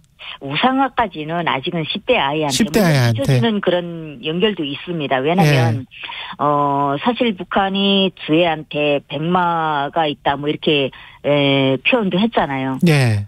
그런데 북한에서 백마라고 하게 되면 좀 신적인 존재? 네, 이런 이미지가 있습니다. 왜냐하면 그 김일성 주석이 항일 유격대를 처음으로 창건하고 그때 그 유격대 처음 그 열병식이 있었거든요. 진짜인지는 모르겠으나 영화에 비춰졌던 그 열병식에서 김일성이 백마를 타고 이제 하고 북한 그때 투사들이 그 백마에 대한 표현을 용마라고 표현을 했거든요. 용마, 알겠습니다. 네, 그러니까 그만큼 이제 백마에 대한 그 이미지가 네. 좀 신적인 존재로 비춰지기 있기 때문이지 않을까 싶어요. 그게 용용자죠, 용마가. 네네네. 네. 여기까지 듣겠습니다. 강미진 NK투자개발 대표였습니다. 고맙습니다. 감사합니다. 교통정보입니다. 오늘 출근길은 어제보단 어렵지 않습니다. 강변북로 구리 방향 행주대교에서 한강대교까지 밀리고요. 55분 정도 걸리겠습니다. 같은 구간을 지나신다면 올림픽대로가 조금 더 수월하겠는데요. 하남 쪽으로 행주대교에서 월드컵대교까지 속도 떨어지고 이후로 여의도에서 정체입니다. 수도권 제일순환고속도로 구리에서 일산 방향 별내 부근 4차로에서 사고 났는데요. 3시간째 사고 처리가 안 되고 있으니까 조심해서 지나셔야겠습니다. KBS 교통정보센터에서 유하영입니다.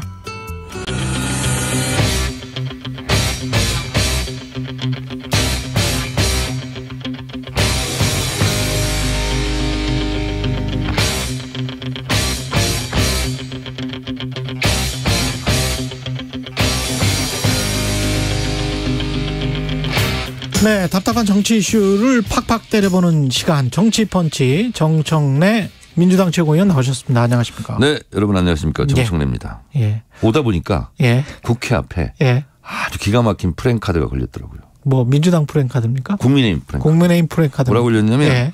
이재명은 당대표직 내려놓고 제대로 수사받아라. 예. 그래서 요거를 보면서 김건희는 대통령 영부인직 내려놓고 제대로 수사받아라. 요렇게 제가 지금 생각하면서 왔는데. 아니 근데 그 대통령 영부인은 아무런 뭐 그 관련해서 면책특권이나 불체포특권도 없어요. 없어요. 예. 자, 근데 내려놓을 필요가 없죠. 그건 이혼하라는 이야기인데. 아니 그게 아니고 예. 그거 이제 패러디에서 하는 건데 그 이재명 대표는 당대표이지 않습니까? 예. 헌정사상 최초로 당대표를 뭐 소환하고 해서 조사받은 경우도 없지만 어쨌든 나오라니 나가겠다. 예. 3번 출석을 했어요. 그리고 200 몇십 번 압수수색을 당했어요. 예. 제대로 수사 받고 있잖아요. 근데 제대로 나오는 게 없잖아요. 근데 김건희 여사는 지난 대선 때 기억나세요? 검찰에서 소환했잖아요. 그랬죠. 불응했죠. 예. 지금까지 안 나가죠. 그러니까 제대로 소환에 응하지 않고 제대로 수사를 지금 안 받고 있어요. 그럼에도 불구하고 도이치모터스 주가 조작 의혹 판결이 있었죠. 대체로 이제 솜방망이 처벌이 다 집행유예 됐는데 중요한 판결이 2가지 내용이 있습니다. 김건희 여사와 관련된 공소시효가 유효하다. 그렇죠. 2010년 10월 이후는 유효하다. 그리고 판결문에 미안합니다. 타사 얘기해가지고. 아닙니다. MBC 보도에 의하면 김건희란 이름이 37번 나온다. KBS 보도했어요. 그리고 김건희 계좌로 48번 주가 조작한 것이 유죄로 인정되는 거예요. 아이 그 전에 저 세계 계좌로. 최경련의 최강시사에서 뉴스타파 10인보 기자와 심층적으로 웹보를 했어요. 그래서 KBS에서 했기 때문에. 최강시사만 아주 훌륭한 프로그램이네요. KBS도 보도했습니까? 이거 보도했어요. 근데 왜 사람들은 MBC 보도한 것만 볼까? 아니 정 의원님이 편애하시는 거 아니에요 지금? 상암동에 있긴 합니다. 마포구에 MBC가. KBS도 마포구로 이전하세요. 그쪽이 지역구여서 지금 편애하시는 것 같아요. 하여튼 김건희는 대통령 영부인직 내려놓고 제대로 수사받아라. 네, 오늘의 말말말이었습니다. 예, 오늘의 말말말. 네. 예, 근데 제대로 수사를 지금 아까 정의당 이정미 대표는 검찰에 일단 제대로 수사를 해라라고 촉구를 하고 있고 그걸 좀 한동훈 장관이 말하는 거 보고 그다음에 이제 특검 여부를 결정하겠다 이 입장이더라고요. 아니 근데 이제 뭐 대통령실에서 이 도이치모터스 주가 조작 의혹 판결문이 나오니까 뭐 김건희 여사 이름은 안 나온다. 판결문 안 보고 얘기한 것 같고요. 그럼 바로 그렇게 이야기한 건 실수죠. 실수죠. 큰 실수죠. 빅 미스테이크. 그리고 국민의힘이나 뭐 대통령실 정부 여당에서 얘기하는 것은 지난 정부 때 탈탈 털었는데 안 그 나온 이야기죠. 거 아니냐 이렇게 얘기하잖아요. 그 이야기죠. 근데 지난 정부 때 얘기하는데 지난 정부 때가 아니라 지난 윤석열 검찰총장 때예요. 그렇게 이야기를 그렇게 얘기하는 게 바꾸면 맞아요. 그렇게 이야기를 바꾸면 네. 그때 탈탈 털 수 있었겠느냐? 그렇지. 아. 네. 그래서 지난 정부 얘기한 거를 아까 제가 프랭카드 얘기했듯이 예. 지난 윤석열 검찰총장 때 이렇게 이제 돌려주면 되는 거죠. 예. 그래서 그때 수사를 제대로 못했다는 거 저는 보는 거고.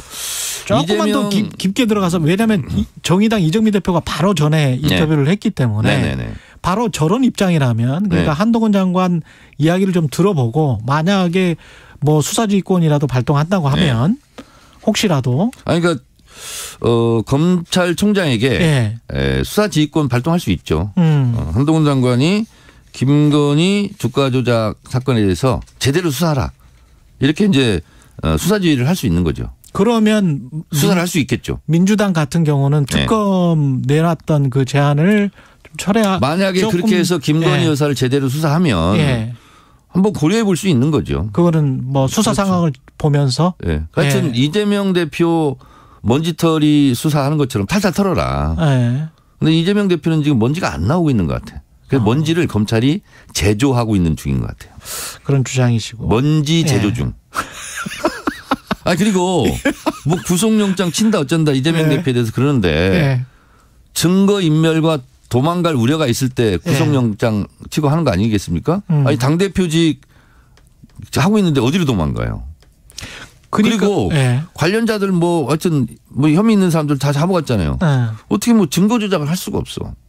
근데 왜 구속영장을 치려고 그러는 거죠? 그러니까 그런 의미에서 정의당 이정미 대표는 그런 이야기 하는 것 같아요. 그러니까 구속영장 청구를 하더라도 이재명 당대표나 민주당 입장에서도 차라리 그냥 불체포 특권이랄지 이런 것들을 포기를 하고 일반인처럼 구속영장 실질심사를 받으면 거기에서 판사가 구속영장을 칠 필요가 없다 이런 상황이면 이렇게 하면 훨씬 더 유리한 상황으로 전개되는 거 아닌가? 이렇게 지금 주장을 하는 것 같거든요. 오히려 검찰이 방탄국회를 이용하려고 하는 것 같아요. 방탄국회 프레임을? 그렇지. 왜냐하면 보통의 경우를 한번 보세요.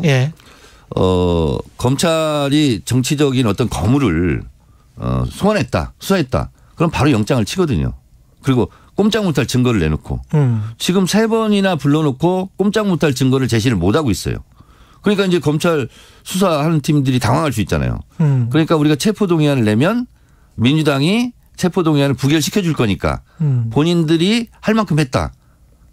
그리고 우리는 제대로 수사했다. 근데 민주당이 막았다. 회방났다. 그러면서 그 뒤에 숨으려고 하는 것 같아요. 부실 수사를. 부실 수사를. 네네. 오히려 먼지 털어도 먼지가. 안 나오니까. 안 나오니까. 네네. 그래서 지금 그런 말씀이시죠. 먼지 때문에 고민이 많을 것 같아요. 근데 검찰은 이게 뭔지. 먼지가 안 나오네. 이게 뭐지? 언어 미술, 언어 마술을 하고 계십니다. 네. 대장동. 자, 그런데 한 가지. 특이한 일이 있어요. 질문 좀 할게요. 특이한 일이 있어요. 뭐냐면 저희 자체 조사하기 때문에 숫자는 말씀 못 드리는데 이재명 대표가 검찰에 출석하면 민주당 지지율이 뛰어요. 그렇습니까? 네. 그래서 제가 나오라면 계속 나가셔라. 그리고 안 불러도 나 수사하라 하고 중앙지검에 나가서 서 있어라. 한 달에 한 번씩 나가자. 이렇게 제가. 아니 그러니까 그런 의미에서도 그 구속영장 실질심사 청구하는 게 훨씬 유리하지 않아요? 그 국회의원들 회기 중에는 넘어오게 돼 있어요. 근데 그게 어차피 법무부에서 넘어오기로는 돼 있어요. 얘기의 본질은 아닌데 구속영장 치고 체포동의안 하는데 법적인 사각지대가 많이 있더라고. 예를 들면 구속영장이 떨어져야 구속이 되는 거 아니겠습니까? 그렇죠. 근데 구속영장이 떨어지기 전에 예를 들면 영장 실질심사할 때도 서울구치소에 가 있는 거잖아요. 구금이 되는 거잖아요. 그렇기는 하네. 그렇잖아요. 아니 법원에서 구속해라 영장이 떨어져야 구속이 되는 건데 미리 하루 전에 가서 서울구치소에 가서 구금돼 있는 거예요. 이것도 좀 잘못돼 있다. 일반인들한테도 적용이 되는 거기 때문에. 그렇죠. 뭐 국회의원이든 대통령이든 일반 국민이든 법원의 판결에 의해서만 구금이 되잖아요. 그렇지. 근데 검찰이 구금을 해버리는 거야. 하루 전에. 그건 어떻게 보면 이제 근대 국가. 이게 잘못된 거죠. 그러니까. 좀 약간 좀 이상하네요. 이상하죠. 그 인터벌. 그래서 그 부분을 법 개정을 해야 된다. 왜 법원이 구속해라 하기 전에 1시간이 됐든 24시간이 됐든 하루 전이 됐든 왜 서울구치소 가서 구속이 되어 있어야 되느냐. 법에 의해서만 시민을 구금할 수 있는 것이기 그렇죠. 때문에 예, 근대 국가라는 것은. 그리고 이제 검찰의 기소, 공소장이라는 것은 검찰의 주장일 뿐이에요. 예. 그렇잖아요. 예. 이번에 윤미향 의원 사건도 보세요. 검찰이 이거는 죄가 된다고 징역 5년 구형했잖아요. 예. 그런데 대부분 다 무죄 났어요. 그리고 회계 부정이라고 주장하는데 1,700만 원. 사실 회계 부실이죠. 왜냐하면 제가 윤미향 의원한테 물어봤어요. 1,700만 원은 왜 유죄를 받았냐 했더니 영수증 입증을 못한 거래요. 그래서 2심 때는 영수증 다 찾아가가지고 입증을 하겠다. 공적으로 썼다고 지금 주장을 하는 그렇죠. 거죠. 1,700만 원도. 검찰이 주장했던 기소 내용이 법원에서 다 부정당했어요. 8개 중에서 지금 한 7개 무죄, 1개 유죄거든요. 자, 그런데 최경영 기자 있잖아요. 예. 우리 언론도 이제 윤미향 의원이 이거 다 이제 손해배상 청구할 것 같은데 예를 들면 맥주집에서 회식비로 3,300만 원 사용했다. 기억나죠? 엄청 보도했었잖아요. 이게 사실이 아니야. 이걸 보도했던 언론들은 이제 돈 준비하고 있어야 돼. 그렇죠. 예. 그렇잖아요. 섣부른 보도들이 좀 많았었고. 그리고 안성 쉼터 이것도 보도 얼마나 했습니까? 이것도 다 무죄가 났고요. 그리고 또 뭐냐면 뭐 딸 장학금 뭐 이런 거 나왔었잖아요. 그렇죠. 이것도 다 무죄예요. 이걸 다 유죄처럼 보도했던 언론들 있잖아요. 예. 아버지 뭐 불법적으로 월급 줬다. 이것도 사실은 아니다. 정당한 거다. 이렇게 다 판결이 났거든요. 예. KBS도 이제 큰일 났어. 이거 보도했으면 돈 물어줘야 돼. KBS는 그렇게 보도는 안 했을 안 거고. 했습니까? 예. 네. 제가 또 그 중간에 저널리즘 토크쇼 제의하면서 중간중간에 최경영 기자는 참 훌륭한 기자죠. 그걸 미리미리 다 얘기했잖아요. 예, 미리미리 이야기를 했었어요. 자, 그런데 언론들이요. 우리가 보도한 대부분이 다 지금 사실이 아닌 걸로 드러났잖아요. 일종의 가짜뉴스로 판명이 난 거랑 똑같아요. 그렇죠. 근데 왜 이거 보도했던 언론들은 우리가 잘못했습니다. 알겠습니다. 왜 이런 반성문 안 씁니까? 완전히 저 정청래 의원님 페이스로만 쭉 진행이 돼서 한 가지만 여쭤봐야 되는데 정성호 의원이 구치소에서 정진상 김영 면회하면서 이대로 가면 이재명이 대통령 된다 이런 어떤 취지의 회유성 발언을 했다고 지금 보도가 계속 나오고 있는데 아니 뭐 면회 가서 무슨 말 했는지는 모르겠어요. 근데 0.73% 차이였어요. 대선이. 그렇잖아요. 우리가 한 15만 표를 더 얻었으면 대통령이 이재명이 당선되는 거잖아요. 그렇죠. 아니 근데 그때는 누구나 다 이재명이 된다라고 생각 안 한 사람이 있습니까? 민주개혁 진영에서? 뭐 접견 가서 그 말 했는지 안 했는지 저는 모르겠어요. 아니 근데 이거는 대통령이 이미 선출되고 난 다음에 이런 이야기를 했다는 거 아니에요? 앞으로 대통령 선거가 있으면. 아니 그러니까 후회했다면 대통령이 될 뻔했다. 0.73%니까. 뭐 그런 얘기는 뭐 맥주집에서도 많이 했던 거 아닙니까? 아니 근데 그거랑은 약간 좀 다른 것 같은데. 뭐가 다른지는 저는. 앞으로 대통령이 되면 어떻게 될지 모르니 지금의 어떤 상황을 견제해라 뭐 이렇게 이야기를 했다면 약간 좀 회유성으로도 들릴 수가 있기 때문에 지금 보도가 나오는 거 아니에요? 저는 뭐 그 내용에 대해서는 잘 모르겠어요. 모르겠는데 어찌됐든 0.73% 얻은 윤석열 정권이에요. 그리고 한동훈 장관이 그런 얘기 했었잖아요. 이재명 대표가 뭐 표를 많이 받아 대통령이 됐으면 자기 사건을 뭉갰을 거냐. 그래서 제가 이렇게 돌려드렸잖아요. 그러면 윤석열 대통령은 대선에서 이겼으니 아내의 도이치모터스 주가 조작국, 논문 표절, 학력 경력 부풀리기 이거 뭉개고 있는 거냐. 그렇지 않습니까? 그리고 김건희 여사는 학력 경력은 범행을 자백했어요. 내가 잘 보이려고 부풀리기를 했다. 돋보이려고. 그러면 그 수사해야 되잖아요. 범행을 자백했는데. 왜 안 합니까? 알겠습니다. 여기까지. 김건희 여사는 대통령 영부인직 내려놓고 제대로 수사받아라. 오늘의 말이었습니다. 숨이 쌍괄식이었습니다. 여기까지 듣겠습니다. 2월 14일 화요일 KBS 1라디오 최경영의 최강시사였고요. 더불어민주당 끝났어요? 정청래 최고위원이었습니다. 끝났어요. 알았어요. 갈게요. 내일 아침 7시 20분에 다시 돌아오겠습니다. 고맙습니다.